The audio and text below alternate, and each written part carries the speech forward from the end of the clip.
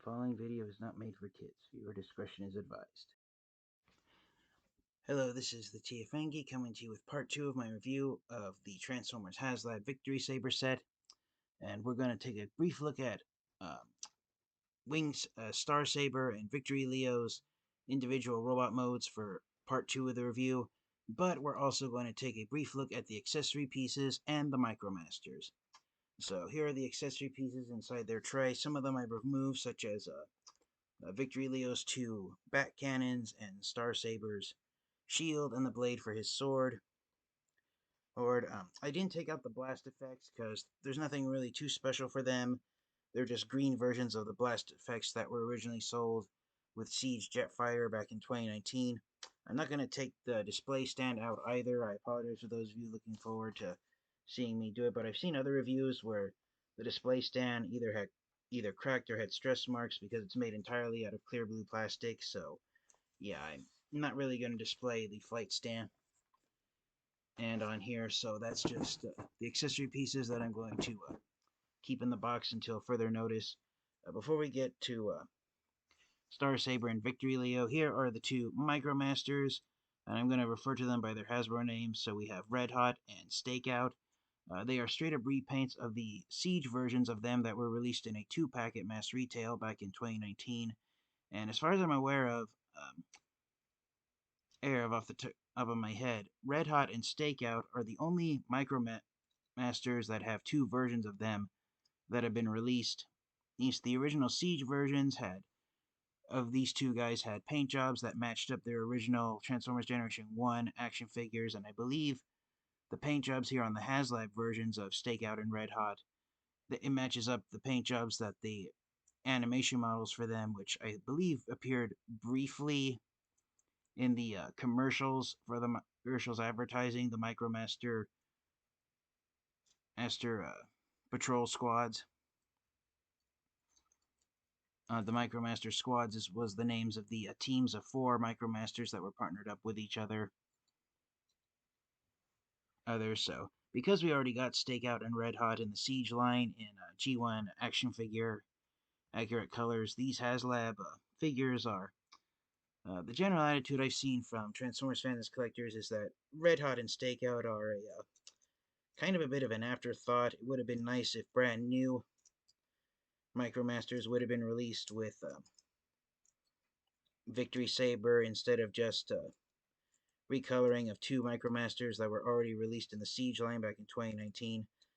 I won't go into their articulation too much, as if you want to see videos on the articulations of these Micromasters, then I suggest watching videos of the original Rescue Patrol. I think I did a review of that back on 2019 when the Siege versions of them were released. I think I did a review on them, but it's been a long time since I've looked at a lot of the older videos that I have on my channel. I apologize for that.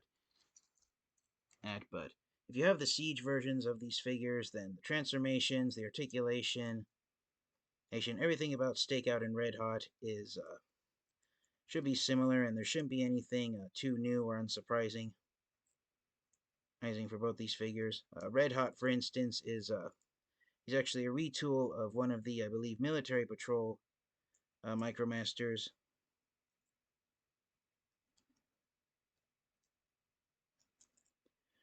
So he himself isn't an original mold, unlike his fellow Micromaster Rescue Patrol member Stakeout. Now, did I think I have him transformed correctly? Yeah, I do.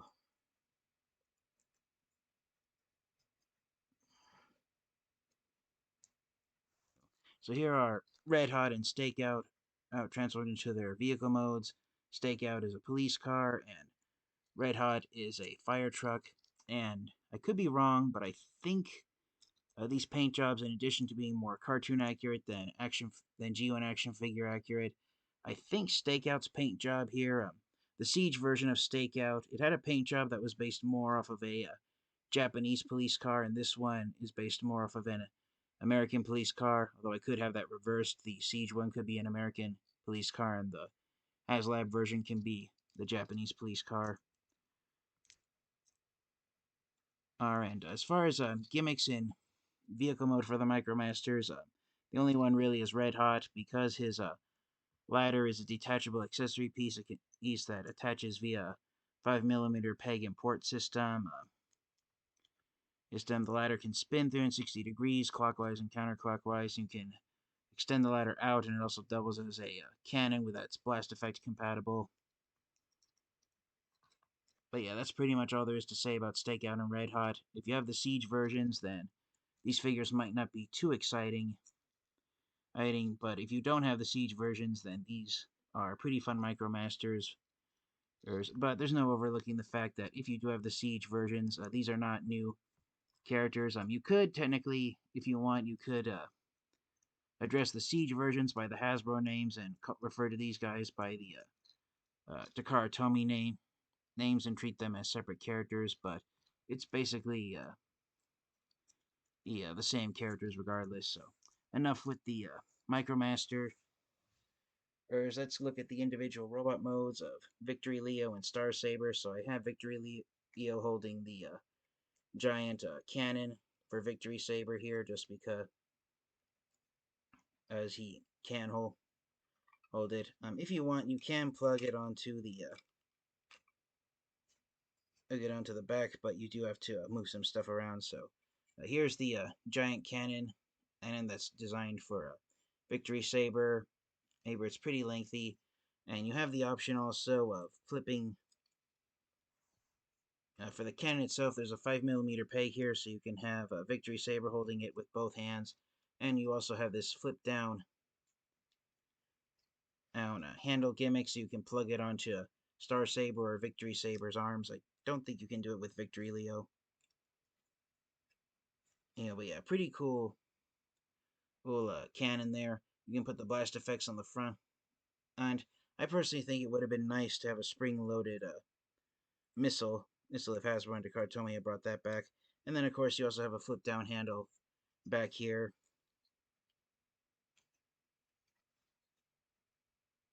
So that's you have options of plugging it onto the shoulder or onto the arm. So setting the cannon off to the side. Here is Victory Leo in his robot mode. And I honestly never thought I was going to have an action figure of Victory Leo in my Transformers collection. So yeah, he's pretty nice looking there. He's got some gold chrome there on his chest. That is, I believe, something that the original Generation 1 action figure had. His robot mode head is also the beast mode lion head. And so that's why Victory Leo's looks like he's wearing a large Shogun type helmet in robot mode.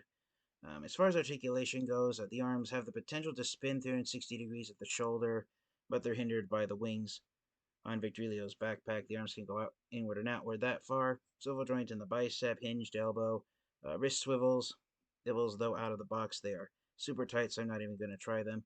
The head can look up and down ever so slightly, but you do have to unpeg it to actually move it up and down.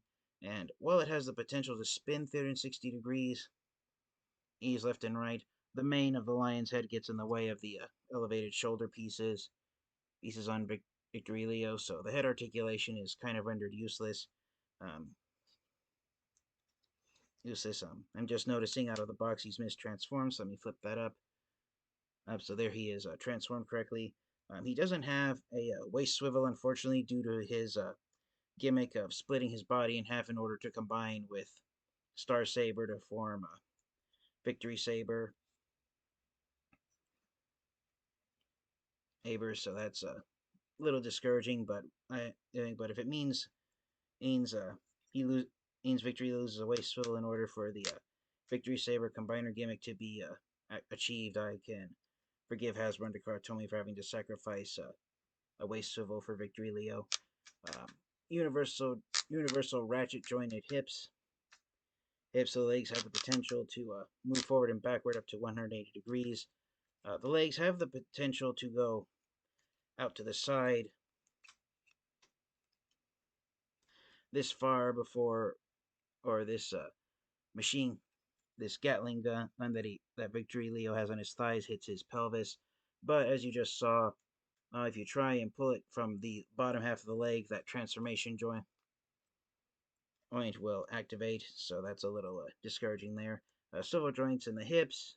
Even though he's supposed to have ratchet jointed knees, the ratchet joints are shallow enough that it actually is a swivel joint in the knee. And you can have the cannons bring them forward, and now Victory Leo's cannons can repel any attacking Decepticons who think they can and attack him head on. No ankle articulation. His toes can go upward and downward, but that's more of a transformation joint. And the legs can swivel, but only at the toes. So unfortunately, there's a potential of aching those or snapping them off if you try to get Victory Leo into a sprawl-legged position with the toes. Are flipped down outward, but overall, I'm really thrilled with how he turned out. One minor nitpick that I have is that I wish they would have matched up the Autobot logo on his pelvis so that it was sticking up straight, but I can kind of see why they had trouble doing that. Lately, Transformers action figures whose faction logo sits right on top of a panel that splits in half have Hasbro and Tomy. They've had trouble trying to get those to line up properly. One gripe that I do have with Victory Leo is that I had showed off in part 1 that here on the instruction sheet there was a sticker set right here with 2 individual stickers, which were an absolute nightmare to take off of the sticker sheet. And what those 2 stickers do is folding one of the wings out to the Victory Saber position. The red striping here on the back of Victory Leo's wings. The interior stripe is actually those 2 stickers, which you had to apply. And the way they have that, if you saw that little stripe section there, it was a split because one section of the sticker folds up over the top of the wing to match the exterior stripe, which is red paint. So why in the world Hasbro and Tomy didn't do that? Just do that in red paint? Ain't just beyond me. If you want the stripe to go and complete on the other side of the wing, then you'd have to paint it red all on your own with your own paint in your own time and put your own paint skills to the test. So it's a very, very minor gripe, but the sticker is almost the part of the sticker that folds over the top of the wing. It almost ripped off on both stickers, and I believe I've seen some reviews in the past as that nobody enjoyed applying Victory Leo's wing stickers to him.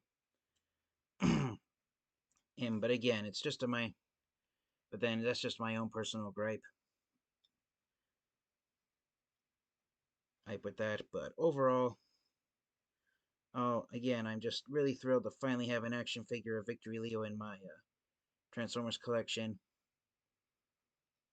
So yeah, there is Victory Leo in his own individual robot mode.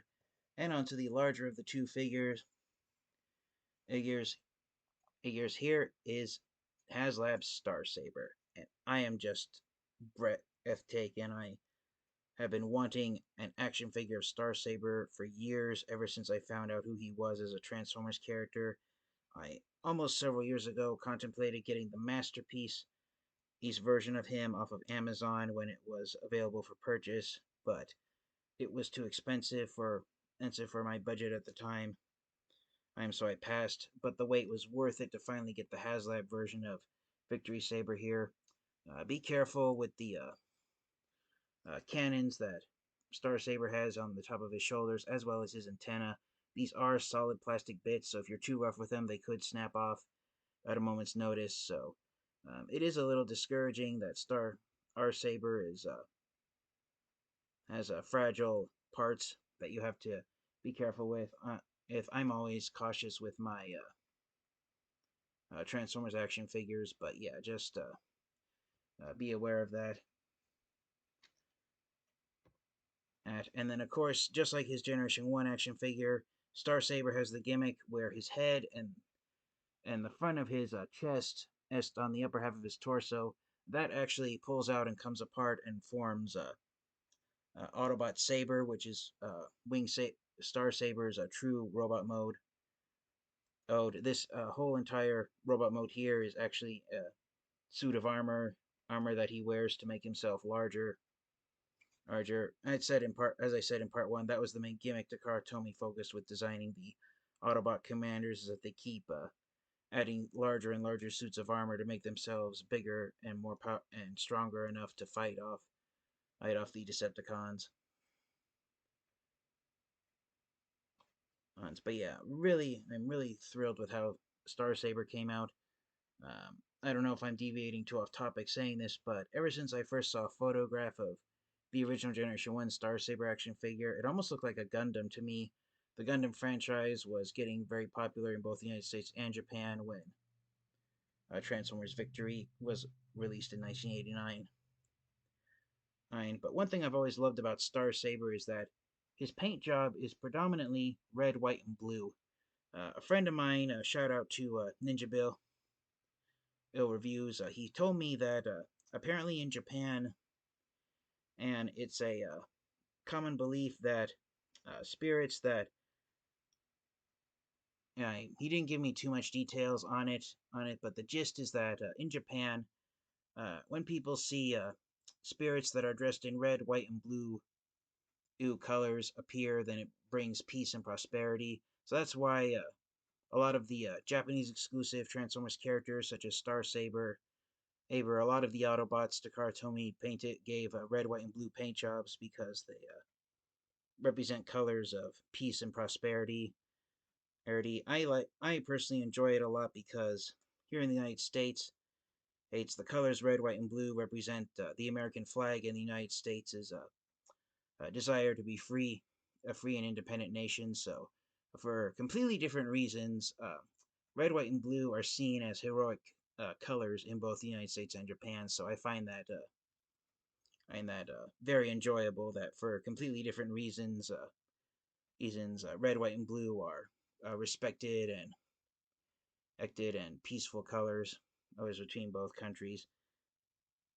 So yeah, I just love the patriotic layout of Star Saber's red, white, and blue paint job. I just had to say that. Hey, that for articulation, Star Saber's head has the potential to spin 360 degrees, but because of his almost square-shaped neck, he can't really look left and right. He can look upward a lot, but he can't really look down too much. I'd say a fraction of an inch at most. Uh, the arms have ratchet joints at the shoulder, so the arms have the potential to spin 360 degrees at the shoulder. A swivel joint in the bicep right above the hinge joint on the elbow. There are wrist swivels, but if you have Star Saber holding his weapons, because his hands are built into the they transform into the lower arms. There isn't too much movement allowed for the hands. He does have a waist swivel, unlike Victory Leo, which is good. But if you do activate the waist swivel, I recommend you hold Star Saber from the back and not from his front, because if you try and grab Star Saber from his chest, you are going to pull the Saber robot out, out. Oh, and I forgot the arms can only go outward this far, or at the bicep. So the legs have the potential to go out this far, are at the universal ratchet jointed hips. And I kind of wish Hasbro and Takara instead of using ratchet joints, would have used swivel joints, because these ratchet joints are really loud and clicky, so it can be a little irritating at times. The legs can only go back one click on the ratchet joint because the backside of Star Saber's waist is one solid plastic piece due to his transformation. So the upper backwards leg movement is hindered completely. So that's a little discouraging. A swivel joint in the hips, ratchet joints in the knees. Unlike Victory Leo, the ratchet joints are thick enough on Star Saber that they do activate, so he does have ratchet jointed knees. The feet can go upward and downward at the toes like but unfortunately it's more of a transformation joint, so it doesn't really activate too well. He does have somewhat of an ankle rocker, but out of the box it's stiff, so I'm not even going to try to use it. And be careful when you're handling Star Saber by his legs, because these wings could have the potential to break off if you say, like I had on my hand a moment ago. That's why I'm saying that now. So yeah, the best place to grab Star Saber is right here on these blue sections on his back. That's the best way to pick him up and handle him in robot mode. It is a little discouraging that Star Saber, our Saber has fragile parts and you have to handle him with care. I kind of wish that some of the parts would have been designed to be more durable, but those are just minor nitpicks and gripes. As far as his weapons go, he has a laser gun and he has a sword. The hilt is formed by the nose cone of his jet mode, and he has a shield which can technically be attached via 5mm pegs, but the best way to actually attach it to Star Saber is to have it attached to this joint here on his arm, or if you want, you can remove the laser gun and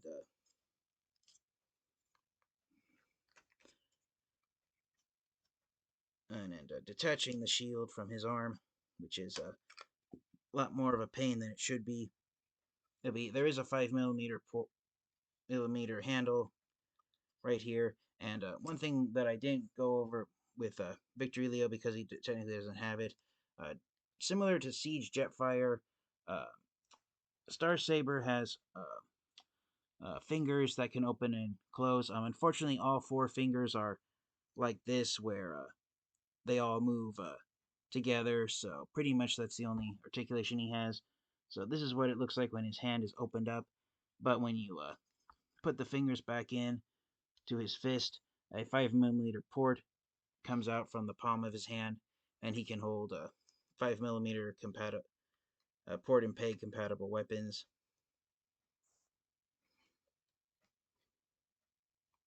I kind of wish they would have put 5mm pegs on the exterior of Star Saber's arms. But yeah, there he is actually holding the shield and sword in in both of his hands.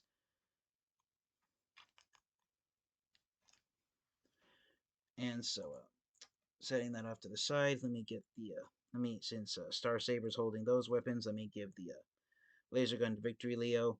The instructions, from what I saw looking at them a moment ago when I was figuring out how to which weapons to give Star Saber and Victory Leo. They aren't too clear about who's supposed to technically have which weapons belong to whom, with the exception of the shield definitely belonging to Star Saber. It wasn't too clear if the cannons belong to Victory Leo or if they're meant to be for Victory Saber when they're both combined. But yeah, there again are Star Saber and Victory Leo inside their robot modes. As far as which size class of Transformers action figure they both belong to, Star Saber is he's actually an old school sized leader class Transformer before Transformers action figures started to get downsized. I think he stands close to, I want to say, 12 inches tall, which used to be the size class of the standard size for leader class Transformers. But yeah, he's Star Saber's right in between being a large leader class Transformer and being a small commander class Transformer. And for Victory Leo, EO, when he's armed up with even without the two cannons armed up that he's holding, I'd say Victory Leo is in between the size of a large Voyager class Transformer and what has now become a standard sized leader class as Transformer armor. But yeah, overall, they are really impressive looking Transformers figures. In combined mode, they're almost the same size as some of the old Prime Wars trilogy combiners, such as God Neptune and Piranacon that I have back there behind me to my right hand side. But yeah, they are just really fantastic, and I love how G1 accurate they are. So this has been part 2 of my review of the Transformers HasLab Victory Saber. We've looked at Star Saber and Victory Leo in their individual robot modes. Stay tuned for part 3 when we look at the other modes that Star Saber and Victory Leo have, such as base mode for Star Saber, beast mode for Victory Leo, and then the aircraft modes, the combined aircraft modes, and then I'm still deciding if I'll end part 3 with Victory Saber or if I'll save Victory Saber for part 4. In addition to Star Saber and Victory Leo's robot modes, we also looked at the two Micromasters, going by using their Hasbro names. These are Red, Hot, and Stakeout. And we looked at the accessory pieces briefly, still inside the box. Thank you guys all so much. This has been part 2. Stay tuned for part 3. You have my review of Victory Saber. And until next time, you guys, this has been the TFan Geek. Stay safe, stay healthy, transform and roll out. Goodbye, everyone.